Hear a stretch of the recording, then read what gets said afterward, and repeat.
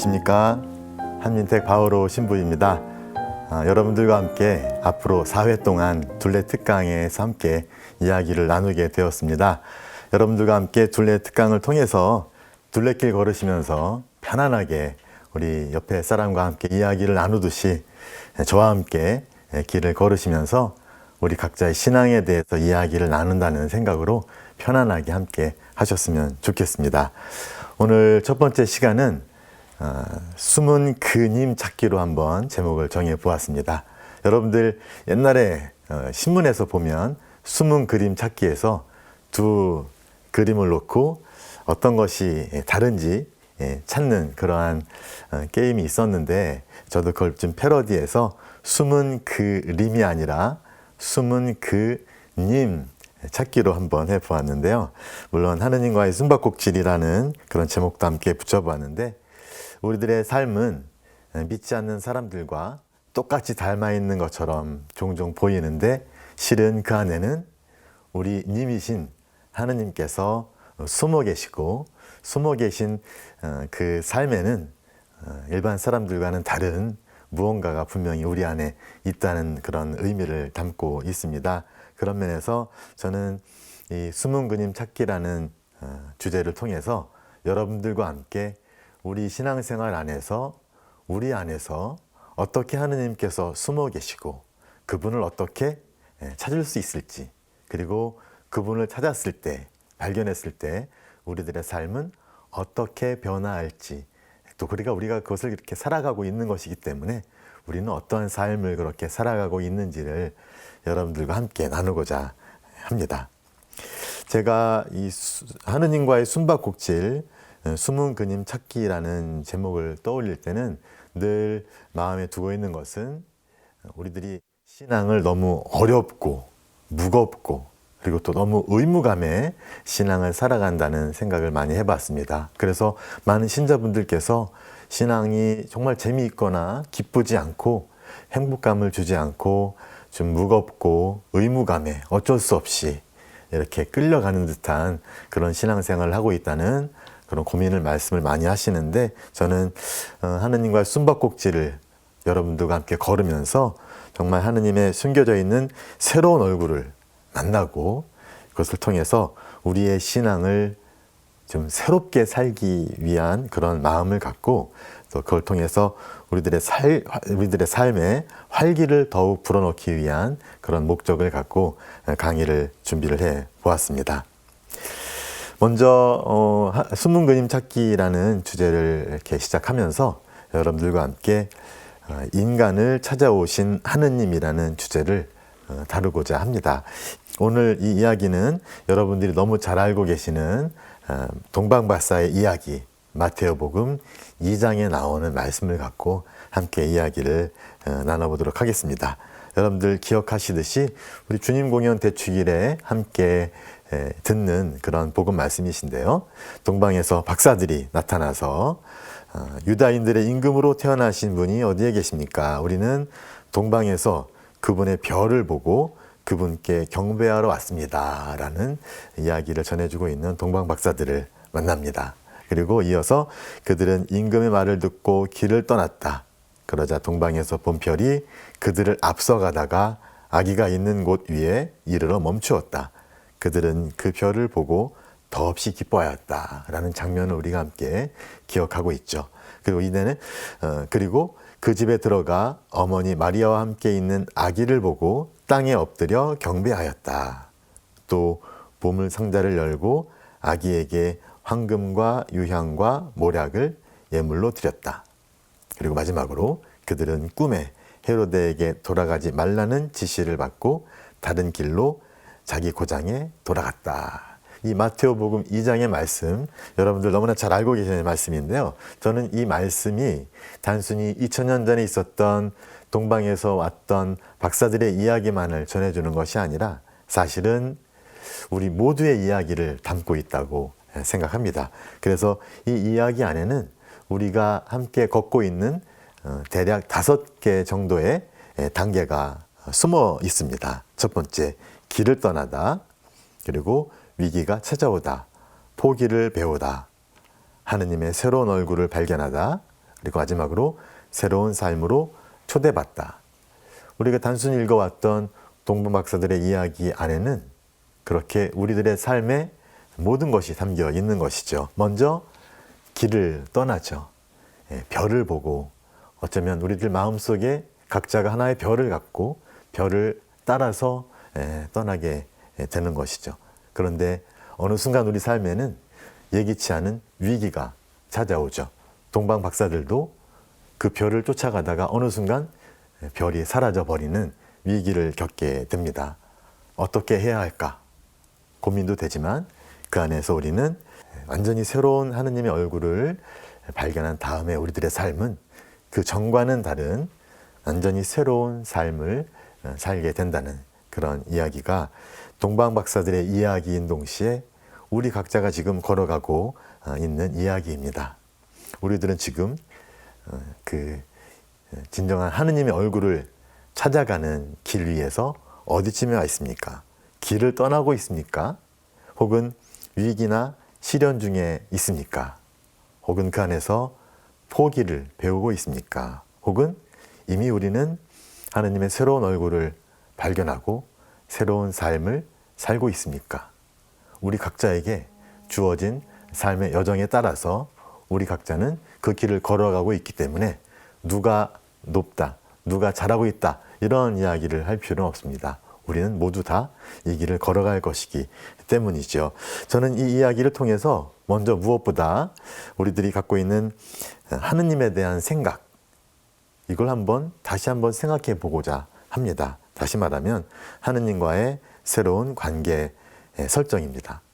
우리는 하느님을 어떤 분으로 생각하고 있습니까? 성경은 적어도 지금 같이 묵상했던 동방 박사의 이야기는 어떤 하느님인가? 바로 인간을 찾아오신 하느님으로 하느님에 대해서 이야기하고 있습니다. 동시에 그분은 아무 데서나 만날 수 있는 것이 아니라 우리가 찾아야 만날 수 있는 분이라고 이야기를 하고 있는 것이죠. 다시 말하면 하느님은 저 위에서 우리를 이렇게 내려다보는 분이 아니시라는 겁니다. 위에서 내려다보시면서 어떤 사람이 어떤 좋은 일을 하고 어떤 잘못을 했는지 이렇게 꼬치꼬치 캐무시는 분이 아니시라는 겁니다. 그분은 우리 인간의 역사 안에, 우리들의 삶 안에, 그리고 각자의 삶 안에 들어오신 분이라는 사실을 동방 박사의 이야기는 우리들에게 전해주고 있다는 것이죠. 이러한 이야기는 우리들이 기존에 갖고 있었던 하느님에 대한 생각, 그리고 우리들 각자의 신앙생활을 조금 다른 눈으로 바라보게 합니다. 보통 자판기식 신앙이라고 말을 많이 하는데, 자판기 어떻게 됩니까? 우리들이 원하는 것을 동전을 넣고 언제든지 얻을 수 있는 자판기. 마치 우리는 하느님을 자판기처럼, 약간 좀 불경스러운 말씀이지만 그렇게 생각할 수도 있는 것이죠. 하느님, 내가 지금 이러한 상황에 처해 있습니다. 왜 나를 도와주지 않으십니까? 제가 지금 이러한 것이 필요하니 제가 당신께 이렇게 예물도 봉헌하고 이렇게 기도도 드리니 저에게 이러저러한 그런 내용을 저에게 선물로 주십시오 라고 자판기적인 그런 신앙을 갖고 하느님을 대해오지는 않았는가? 혹은 저 위에서 우리를 내려다보시는 무서운 분으로, 그래서 우리는 그분이 늘 감시하시기 때문에, 나중에 잘못하면 벌 주시는 분이시기 때문에 늘 눈치를 보면서 그렇게 우리들의 마음과는 상관없이 어쩔 수 없는 맹목적인 순종을 드려온 것은 아닌지, 다양한 생각을 통해서 우리들의 신앙을 돌아볼 수가 있겠습니다. 그런데 하느님은 그렇게 자판기처럼 요구하는 우리들에게 매번 들어주시는 것이 아니라 침묵으로 우리에게 답하십니다. 왜 하느님은 우리가 원하는 것을 바로 주지 않으실까? 우리에게 진짜 필요한 것인데, 지금 내가 살아가는데 반드시 필요한 것인데, 왜? 그리고 그것이 나에게 정말 좋은 것인데 왜 하느님은 나에게 그걸 주시지 않으실까? 왜 침묵으로 답하실까? 아마도 그 침묵은 우리에게 고민거리를 안겨주고, 그리고 우리가 조금 더 길을 앞으로 걷도록 초대하고 있지는 않은지 생각해 보게 됩니다. 아마도 그러면서 우리의 바람이 늘 들어진다는 것이 아니라는 그런 사실을 깨달아 가면서 우리는 조금씩 앞으로 나가면서 성장하게 되고, 그리고 그렇게 우리는 그냥 만들어진 것을 이렇게 소비자가 받듯이 그러한 어떤 소비자로서의 영성 생활을 하는 것이 아니라 찾는 사람이 되도록 한다는 것이죠. 하느님이 우리에게 바로 답하지 않고 침묵으로 응답하신다는 것은, 다시 말하면 우리가 걷도록, 우리가 찾도록 우리를 불러주시는 하느님의 말씀이라고도 이해해 볼 수가 있을 것 같습니다. 이런 면에서 우리가 찾고 나서야 하기 때문에, 이런 면에서 신앙은 단순히 우리들의 요구사항을 하느님께 말씀드리고 그것을 받는 것이 아니라는 것이죠. 마치 하느님과 거래하듯이 신앙생활을 할 수가 없다는 겁니다. 신앙은 하느님과 맺는 인격적인 관계라고 가르치십니다. 인격적인 관계가 무엇인가? 하느님께서는 살아계신 분이라는 거죠. 그리고 자유로운 분이시라는 거죠. 다시 말하면 우리의 뜻대로 좌지우지할 수 없는 분이라는 뜻이 이 안에 담겨 있습니다. 하느님께서는 그렇게 우리를 찾아오셔서 우리와 관계를 맺고, 우리가 그분을 더 잘 알고 그분의 부르심에 자유로운 응답을 드릴 수 있도록 우리를 인도해 주고 계시다는 것이 바로 하느님과의 숨바꼭질의 가장 중요한 핵심 내용이 아닐까 합니다. 다시 아까 동방 박사의 이야기로 돌아가서 동방 박사의 이야기들을 잘 보면 아마도 동방 박사들은 시련을 겪지 않았으면 포기하는 법을 배우지 못했을 것이고, 그들의 눈은 여전히 그런 화려한 궁전에서 이스라엘의 임금을 찾았을 것입니다. 하지만 그들이 겪었던 위기와 시련, 그리고 그들이 배웠던 포기는 바로 아주 작은 어떤 초라한 집에 누워있는 아주 작은 연약한 아기에게서 이스라엘의 임금, 더 나아가서 인류의 구세주를 만나보게, 또 알아보고 만나보게 할 수 있었던 것이죠. 자, 이렇게 하느님께서는 아주 연약한 아기의 모습 속에 숨어 계시다고 이야기할 수가 있을 것 같습니다.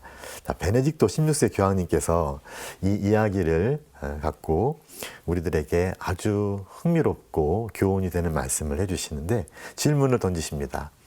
하느님께서는 왜 숨어 계실까? 특히 왜 그렇게 엉뚱하게 연약한 아기의 모습 속에 숨어 계실까? 이렇게 답하십니다.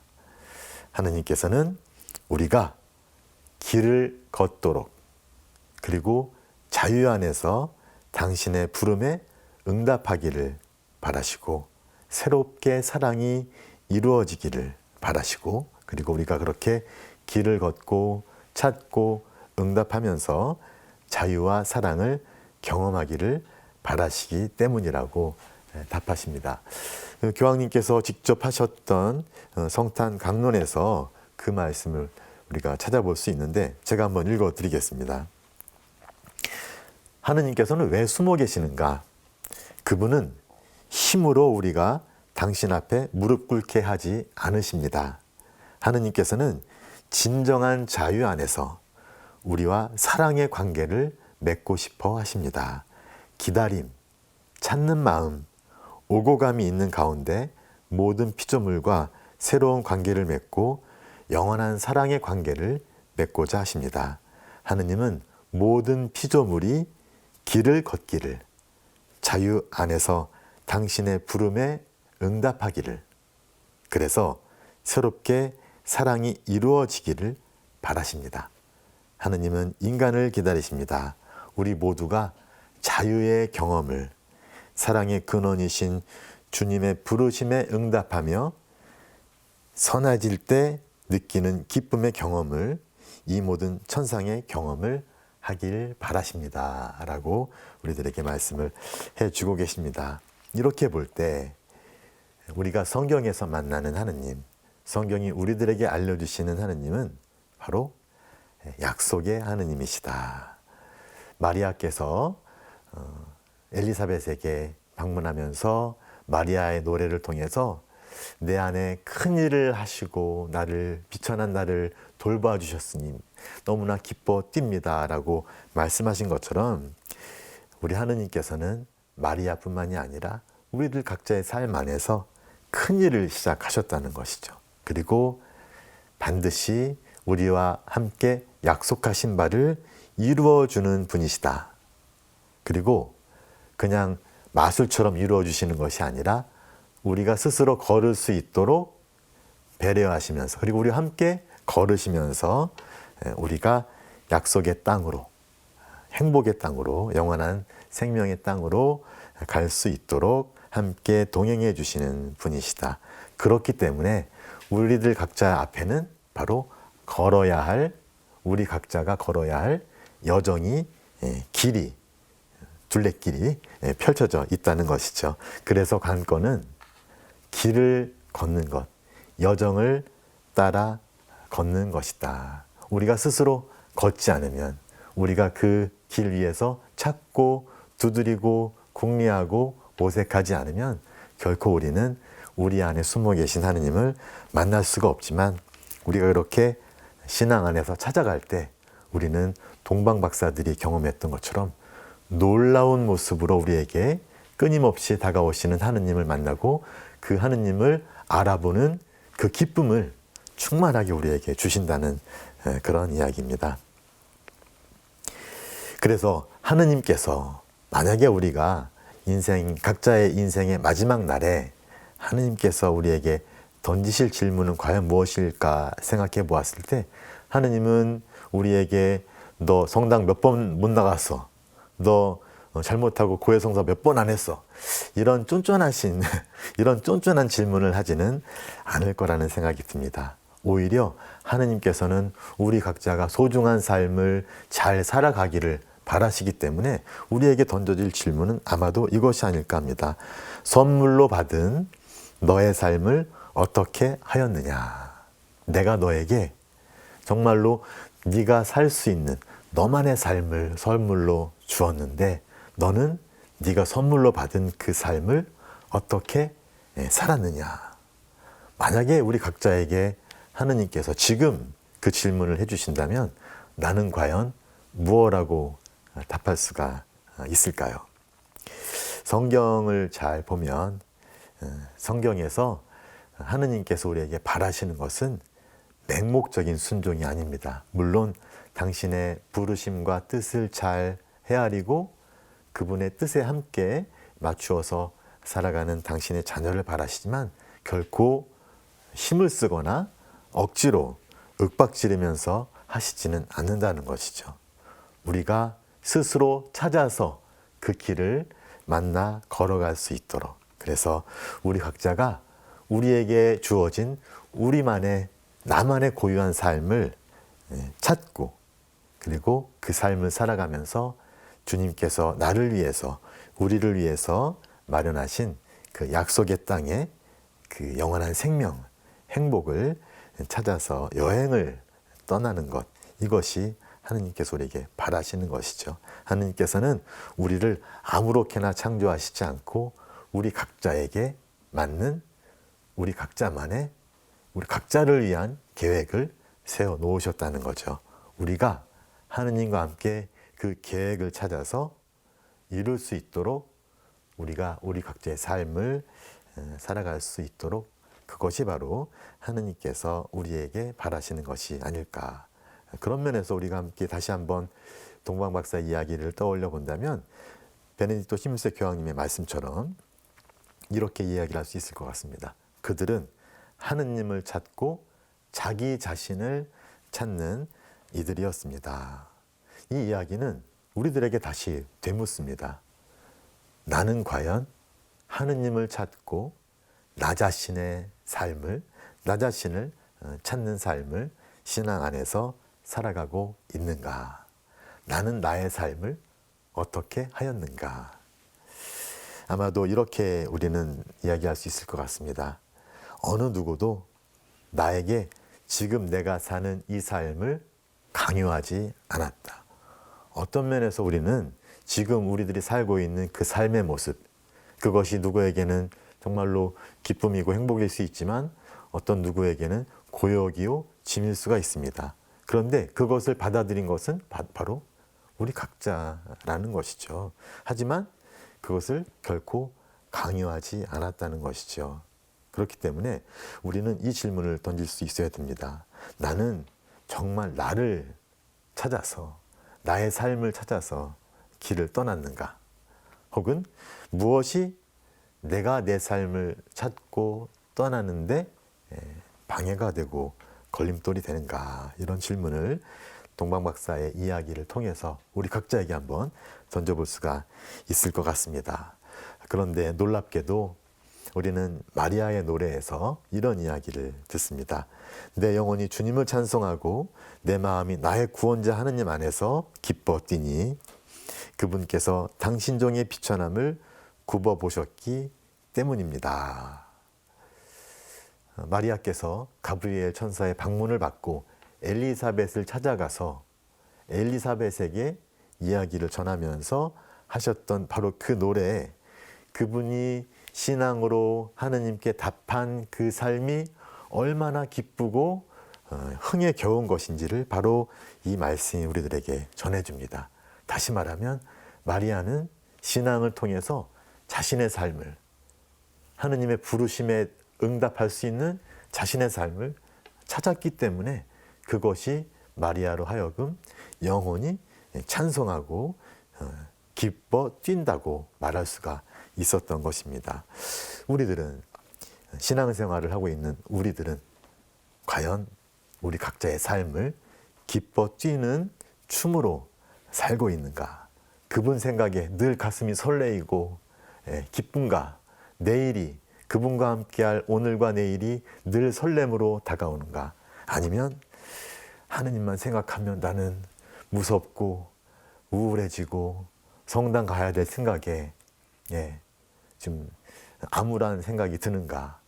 우리 각자에게 한번 질문을 던지면서 우리가 왜 그렇게 기쁘게 살지 못하는가는 우리들이 어떠한 하느님을 만났느냐에 달려있지 않나 생각해 봅니다.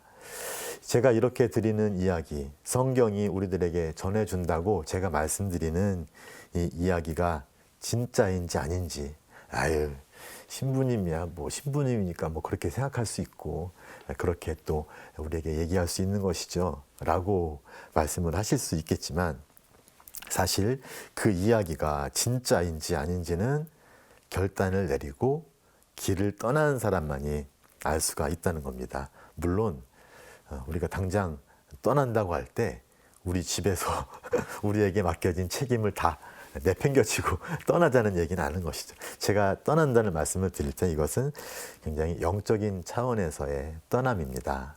지금 내가 살고 있는 나의 삶의 자리, 또 나에게 익숙해진 그 수많은 것들로 이루어진 나의 삶의 하루하루의 그런 모습들, 그런 것들이 너무나 나를 길들여 왔기 때문에 이제는 어느 순간 그런 길들여온 나의 삶으로부터 내가 새로운 길을, 새로운 삶을 찾아서 떠난다는 그런 차원이죠. 근데 그 떠난다는 것이 모든 책임을 뒤로 하고 그냥 무작정 앞으로 나간다는 것이 아니라 내가 사는 삶의 자리에서 나에게 주어진 사람들, 책임, 또 그들과의 관계, 그 안에서 나에게 맡겨진 그런 일들, 그런 것들을 충분히 감안하면서도 나는 과연 그 안에서 나 자신의 삶을 찾았는가? 내 이름 석자, 내 세례명이 정말로 아로새겨진 나만의 삶.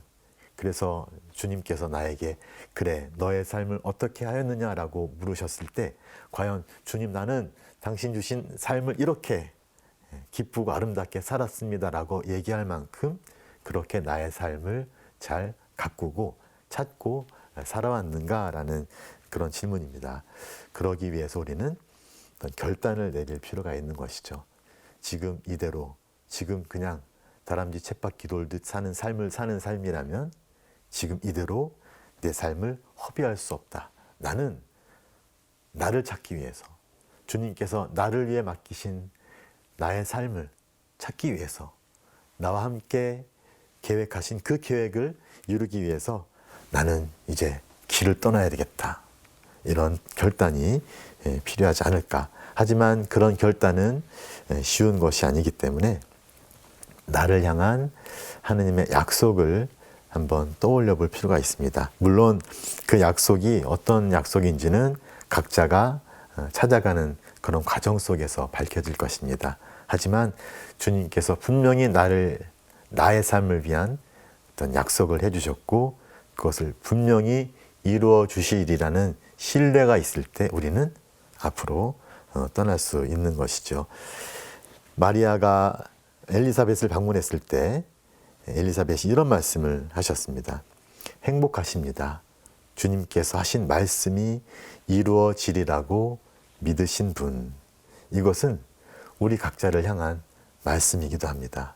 우리가 정말로 주님께서 우리 각자를 향해서 하신 말씀이 이루어지리라고 믿을 수 있다면, 신뢰할 수 있다면 우리는 멋지게 떠날 수 있을 것이고, 그리고 지금과는 다른 놀라운 삶을 발견할 수가 있을 것이라고 생각이 듭니다.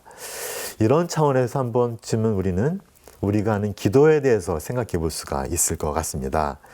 우리에게 기도는 어떤 의미가 있을까요? 아까 말씀드린 것처럼 하느님께 여러 가지 청원을 올리고 우리에게 필요한 것을 말씀을 드렸는데 사실 하느님께서는 그 청을 잘 들어주지 않으시죠. 왜냐하면 기도는 그렇게 우리들이 요구하는 요구사항들을 나열하는 것이 아니기 때문입니다. 기도는 오히려 우리가 하느님을 만나도록 그분과 관계를 맺고 그분과 친밀한 어떤 우정을 나누는 그런 친구가 되도록 하는 자리라고 볼 수가 있습니다. 우리가 친구 사이에 있는 그런 우정을 통해서 우리가 어떻게 성장하는지를 잘 알고 있듯이 사실 하느님과의 관계 역시도 그렇게 우정처럼 나날이 하루하루가 지날수록 더 성장해 가는 것입니다. 그런데 그런 우정 안에서 우리가 성장할 때 우리는 더 우정이 돈독해지면서 친구를 위해서 나 자신의 중요한 것을 내어놓을 수도 있고 포기할 수도 있고 친구가 잘 되기를 바라는 그런 마음. 다시 말하면 나의 중심이 내가 아니라 친구를 향해서 옮겨가는 것처럼 우리도 기도 안에서 하느님과 관계를 맺으면서 우리도 모르는 사이에 내중심적이었던 나의 기도가 조금씩 하느님 아버지의 뜻을 묻고 그분의 뜻에 나를 의탁하는, 나의 삶을 의탁하는, 그리고 더 나아가서 하느님의 새로운 얼굴을 발견해가는 그런 삶을 살아가게 된다는 것이죠. 아까 동방의 박사들의 이야기에서 확인해 볼 수 있었던 것처럼 동방 박사들은 위기와 시련 속에서 끝까지 길을 가려고 했고 집으로 안 돌아갔죠. 길을 가려고 했고 그 안에서 알 수 없는 미래를 맞닥뜨리는 포기하는 그런 내적인 자세를 배울 수가 있었고 그랬을 때 주도권을 자신들이 아닌 알 수 없는 미래를 이끌어 가시는 분께 맡겨드릴 수 있었고 바로 그 안에서 아기 안에 숨겨져 있는 하느님의 얼굴을 만날 수가 있었습니다. 우리 역시도 우리 삶 안에서 또 특히 기도 안에서 그러한 과정을 걸어가게 된다는 그런 것입니다. 이렇게 볼 때 우리들이 생각했던 기도와는 전혀 다른 새로운 기도의 의미가 우리 안에 주어지지 않을까 생각해 봅니다. 자, 이렇게 우리 인간을 찾아오신 하느님에 대한 묵상은 자연스럽게 하느님의 놀라운 얼굴을 발견하도록 우리를 초대합니다. 성경이 우리들에게 알려준 하느님, 우리가 상상하거나 기대했던 것과는 전혀 다른 하느님의 얼굴은 과연 무엇일까? 바로 저는 두 가지로 요약해 볼 수가 있는데요. 하나는 연약한 아기의 모습으로, 조금 아까 함께 이야기를 나눴죠. 연약한 아기의 모습으로 오신 하느님이 계시다면 또 한편으로는 복음서의 마지막에 볼 수 있는 십자가 위에서 가시관을 쓰신 임금님. 보통 사람들에게는 너무나 역설적이고 도저히 받아들일 수 없는 이 이야기가 사실 우리들 성경 안에 담겨 있고 바로 하느님의 새로운 얼굴을 우리들에게 보여주는 내용이라고 할 수가 있습니다. 하느님께서 인간이 되어 오실 때, 자, 하느님이 인간이 되어서 우리 안에 함께 사셨다라고 우리는 고백하는데, 그랬을 때 보통 사람들이 생각하듯이 하느님이 인간이 되어 오실 때는 그래도 하느님이신데 그래도 우리 인간하고 좀 다르시겠지 라는 생각을 보통 하게 되지만, 놀라운 것은 바로 하느님께서 인간이 되어 오실 때 인간의 나약함을 교묘히 회피하거나 없애지 않으셨다. 이 말씀이 굉장히 우리들에게 많은 것을 생각해 보도록 합니다. 하느님이시라면 인간이 되어 오실 때 인간들이 겪고 있는 이런 어려움들, 이렇게 갖고 있는 한계, 나약함 이런 것들 좀 없이 좀 이렇게 생각해 보셨을 수도 있을 것 같은데, 우리들이 예수님을 통해서 만난 하느님은 어떤 분이십니까? 우리들이 갖고 있는 그 모든 죄를 제외하고는 우리들이 갖고 있는 그 모든 그런 한계들을, 나약함들을 온전히 당신 것으로 받아들이신 그런 하느님이시라는 거죠. 베들레헴에 가면 이렇게 예수님께서 태어난 자리 위에 성지를 만들어 놓게 되는데, 하느님께서 이 땅에, 우리가 살고 있는 이 땅에 우리가 갖고 있는 우리 모습 그대로, 우리 인간이 갖고 있는 나약함과 한계를 온전히 간직한 채, 심지어는 죽음 앞에서 괴로워하는 우리의 어떤 마음의 나약함, 또 죽을 운명까지도 하느님께서는 당신 것으로 수용하셨다는 그런 겁니다. 그래서 신약 성경이 우리들에게 예수님을 전해줄 때 예수님의 화려하고 놀랍고 어떤 권위에 찬 그런 멋진 모습만 보여주시는 것이 아니라 우시는 모습, 가엾은 마음이 드시는, 또 십자가의 어떤 순환을 앞에 두시고 아버지, 이 잔을 제게서 거두어 주소서. 심지어는 십자가 위에서 어찌하여 저를 버리셨나이까. 그리고 내 영혼을 당신께 맡기나이다. 포기하는 그러한 모습까지도 우리들에게 보여주셨습니다. 이러한 예수님의 그런 모습을 보면 우리 코린토 1서의 말씀인데요. 이 말씀이 정말 우리들에게 더 힘있게 다가오는 것 같습니다. 그분께서는 복음 선포의 어리석음을 통하여 믿는 이들을 구원하기로 작정하셨습니다. 어리석음이라는 거죠. 유다인들은 표징을 요구하고 그리스인들은 지혜를 찾는다고 합니다. 그러나 우리는 십자가에 못 박히신 그리스도를 선포합니다. 그리스도는 유다인들에게는 걸림돌이고 다른 민족에게는 어리석음입니다. 걸림돌, 어리석음, 받아들일 수 없다는 거죠. 그렇지만 유다인이든 그리스인이든 부르심을 받은 이에게, 우리들 신앙인들이죠, 우리들에게 십자가에 달리신 그리스도는 하느님의 힘이시며 하느님의 지혜입니다. 우리 인간들의 생각과 그런 기대를 훨씬 뛰어넘는 하느님의 힘이고 지혜다. 하느님의 어리석음이 사람의 지혜보다 더 지혜롭고 하느님의 약함이 사람의 힘보다 더 강하다는 것. 이것이 바로 신앙의 역설이며 십자가 위에서 우리들에게 펼쳐지는 하느님의 구원의 신비라는 것이죠. 이렇게 볼 때 하느님의 나약함은 단순히 우리가 없애버리고 지워버려야 할 것이 아니라 오히려 우리를 얼마나 사랑하셨기에 우리와 똑같은 인간이 되셨는지를 보여주시는 바로 인간을 향한 하느님 사랑의 징표라고도 볼 수가 있습니다. 인간을 너무나 사랑하신 나머지 죽을 운명까지도 당신 것으로 하신 하느님, 그래서 우리는 복음서가 우리들에게 전하는 예수님의 나약한 모습, 인간적인 그런 한계, 특히 죽음 앞에서 번민하시고 죽음 앞에서 두려워하시고 십자가 위에서 절망에 빠진 모습으로 우리들에게 비칠 때 그 모습이 예수님의 허약하고 또 그분의 어떤 실패로 돌아간 구원 사업을 말하는 것이 아니라 오히려 우리를 향한 당신의 특히 하느님 아버지의 사랑이 얼마나 큰지를 보여주는, 그리고 그 사랑이 인간의 눈에는 아무것도 아닌 것처럼 그냥 사라진 것처럼 보이지만 부활을 통해서 그 사랑의 힘이 얼마나 강한지를, 죽음까지도 이겨내는 죄와 악의 힘을 완전히 뛰어넘는 얼마나 강한 힘인지를 우리에게 보여주는 것으로 우리는 새롭게 예수 그리스도의 사건들을 이해해 볼 수 있다는 것이죠. 너무 딱딱한 이야기들만 해서 여러분들이 좀 따분해하실 수도 있는데, 제가 한번 제가 직접 찍은 사진을 좀 가져와 보았습니다.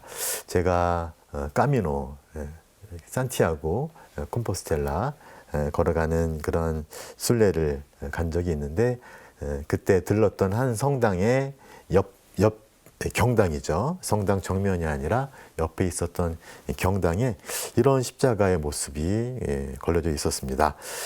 처음에 보았을 때는 너무 좀 생소하고, 이분이 왜 이렇게 한 손을 밑으로 내려뜨리고 계실까. 물론 그 성당에서 이런 장면과 관련된 그런 아름다운 이야기가 전해지고 있지만, 저는 그 이야기를 떠나서 제가 직접 이 십자가 밑에서 이렇게 위를 향해서 쳐다보았을 때 십자가에 계셨던 예수님께서 피곤하고 지친 어떤 괴로워하는 모습을 가지고 계시지만, 그와 동시에 나에게 손을 내밀어 주시는 그런 예수님의 모습을 보았습니다.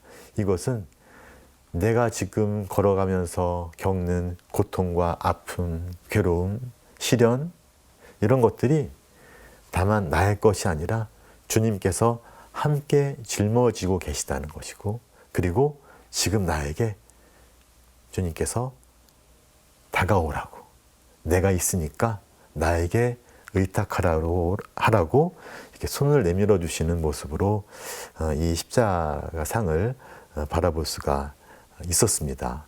이렇게 봤을 때 하느님의 나약함, 예수님의 나약함이 우리 삶에서 지워버리고 없어져 버려야 할 것이 아니라 오히려 우리를 향한 하느님의 사랑이 얼마나 애틋하고 강한지를 보여주는 것임을 우리는 좀 다시 깨달아 볼 수 있지 않을까라는 생각을 해보았습니다. 바로 하느님의 반전 드라마인 것이죠. 우리들의 기대와는 전혀 새로운, 완전히 뛰어넘는 새로운 무언가를 우리에게 가져다 주시는 그런 반전 드라마. 이런 반전 드라마는 연약한 아기의 모습 속에서 발견할 수 있고, 그리고 인간의 나약함을 당신 것으로 하셨고, 죽을 운명까지도 당신 것으로 수용하셨고, 그리고 십자가 위에서 숨을 내쉬시면서 당신의 모든 것을 우리에게 내어주신 그것에서 바로 하느님의 반전 드라마를 발견해 볼 수가 있을 것 같습니다. 목숨까지도 내어주신 바로 끝까지 한 사랑. 요한복음 13장 1절에서 예수님께서 당신의 사랑하던 제자들을 끝까지 사랑해 주셨다라는 그 끝까지 한 사랑이 바로 십자가 위에서 우리를 향해서 펼쳐지고 있습니다. 이렇게 신앙의 눈으로 보았을 때 우리는 그동안 우리가 잘 알아보지 못했던, 감추어졌고 숨겨져 있었던 하느님의 현존을 새롭게 발견하도록 한다는 것이죠. 하느님을 알아보는 새로운 눈이 바로 신앙의 눈이다. 그분이 어떻게 활동하시는지 우리가 눈을 뜨게 된다는 것이죠. 그분은 어떻게 활동하십니까? 그분은 권능이 넘치시는 분이라고 우리가 이야기하지만, 그 하느님의 권능은 사실은 아주 작은 행동들에 담겨 있다는 것이죠. 신약성경이 우리들에게 전해주는 예수님의 아주 작은 인간적인 행동들에 하느님의 권능이 담겨 있다는 겁니다. 인격 속에 숨겨진 존엄을 향한 눈빛, 예수님께서 만났던 사람들을 떠올려 봅니다.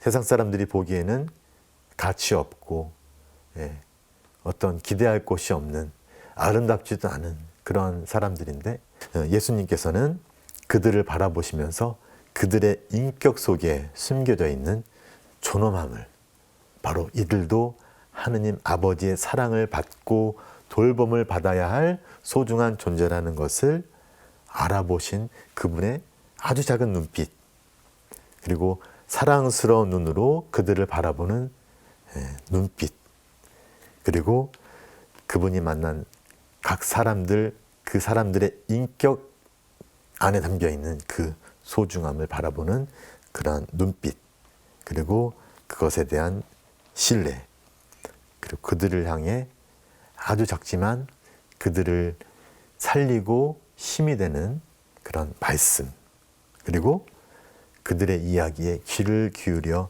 들어주심, 또 그들의 고통을 함께 공감하면서 당신의 아픔으로 삼으시는 것, 그들을 보고 가엾은 마음이 드셨다. 너희들의 고통과 아픔이 바로 나의 것처럼 느껴지는구나 라는 그런 공감하면서 아픔을 나누는 아주 작고 인간적인 모습들이지만 바로 거기에 하느님의 놀라운 사랑의 권능이 숨겨져 있다라는 것이죠. 죽을 운명까지 동참하시는 것. 그런데 저는 여기서 조금 더 나아가서 지금 우리 안에서 활동하시는 성령께서 우리 안에 어떤 일을 하시는가까지도 생각해 볼 수가 있을 것 같습니다. 바로 예수님의 나약함을 통해서 강하게 활동하신 하느님은 우리 각자의 나약함 안에서도 강하게 활동하실 텐데, 그것은 바로 성령의 활동이라는 것이죠. 예수님과 일치하신 성령, 예수님의 공생활에 늘 함께 하셨던 성령께서 오늘 우리의 내면 깊은 곳에 활동하신다는 겁니다. 그런데 그분이 특히 우리의 나약함과 한계 안에서 활동하신다는 것을 우리가 깨닫는 순간 우리는 우리 자신을, 또 우리들의 나약함과 한계를 완전히 다른 눈으로 볼 수가 있다는 것이죠. 그래서 우리 각자의 나약함을 한 번쯤 생각해 보면 좋을 것 같습니다. 우리는 때때로 방황하기도 하고 길을 잃기도 합니다. 때로는 기댈 곳이 없어서 외로움에, 슬픔에 몸부림칠 때도 있습니다. 우리 스스로는 할 수 없다는 무기력함에 빠지기도 하고 내일이 불확실하다는 그런 생각에 자포자기하게 되고, 특히 자기 자신에 대해서 확신을 갖지 못하고 희망을 잃고 살 때가 많습니다.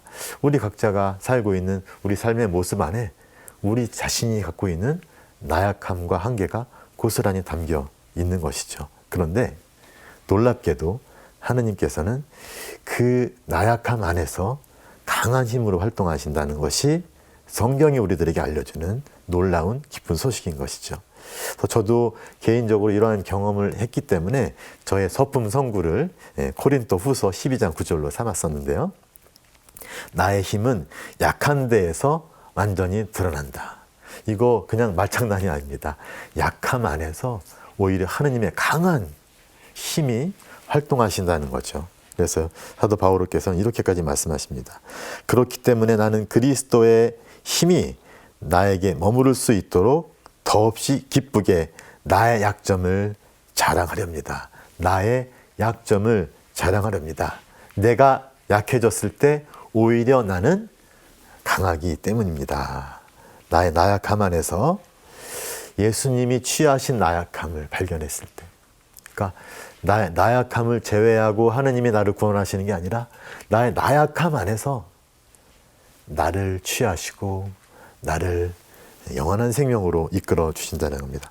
그렇기 때문에 중요한 것은 우리 각자가 잘 알고 있는 우리 자신의 나약함을 인정하는 것이고, 그리고 그럴 수 있을 때 나의 나약함 때문에 내가 절망해야 되는구나, 무너져야 되는구나가 아니라 이 나의 나약함에도 불구하고 하느님께서는 얼마나 놀랍고 아름답고 원대한 계획을 나와 함께 계획하셨는지를 발견하게 된다는 것이죠.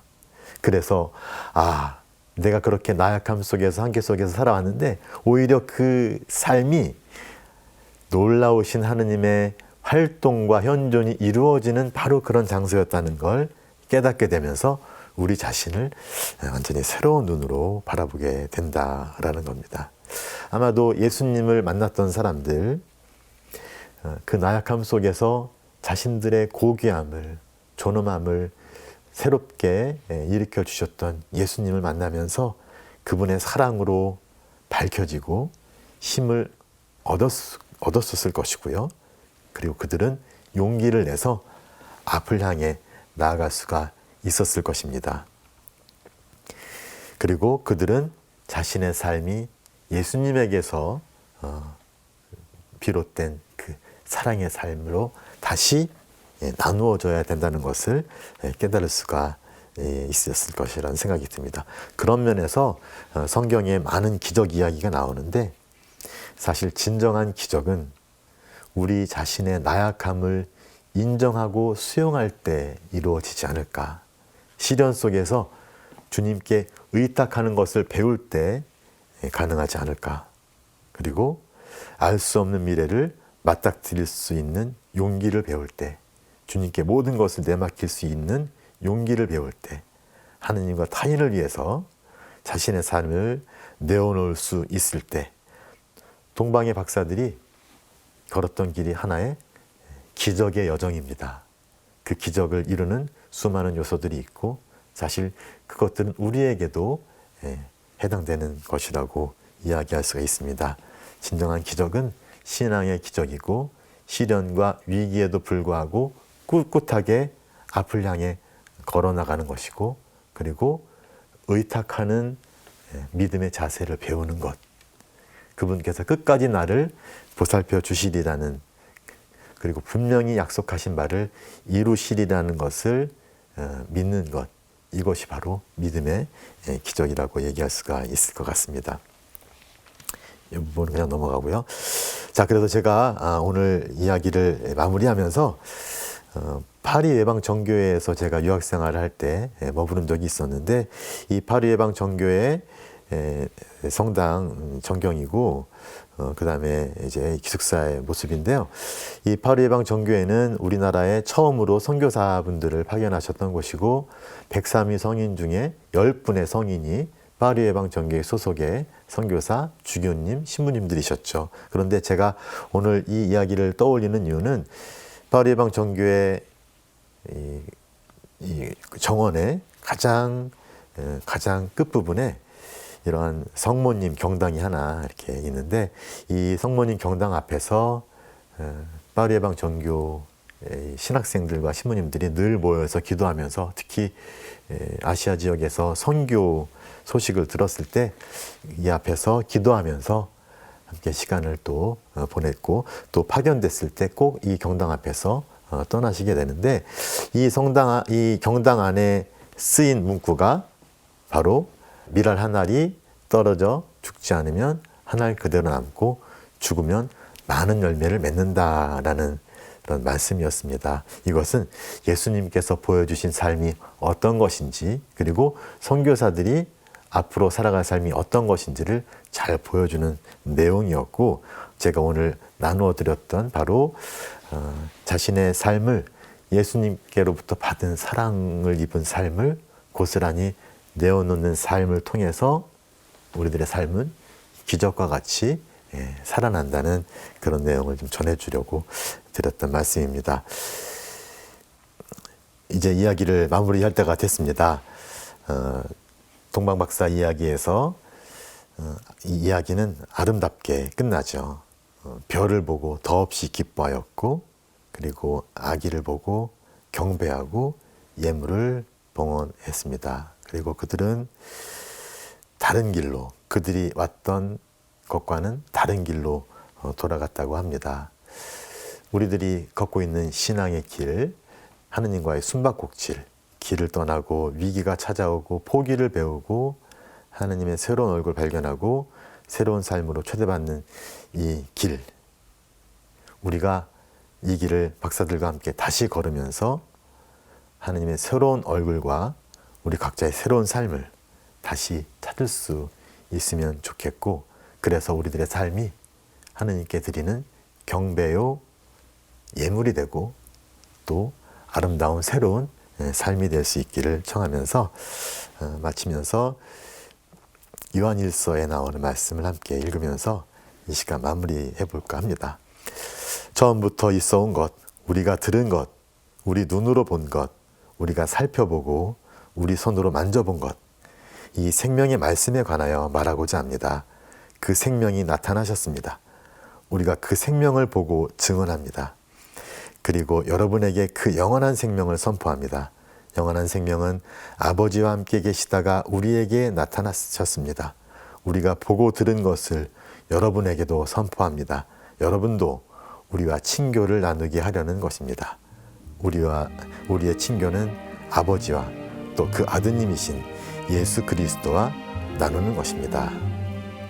오늘 부족한 강의 함께 들어주셔서 감사합니다.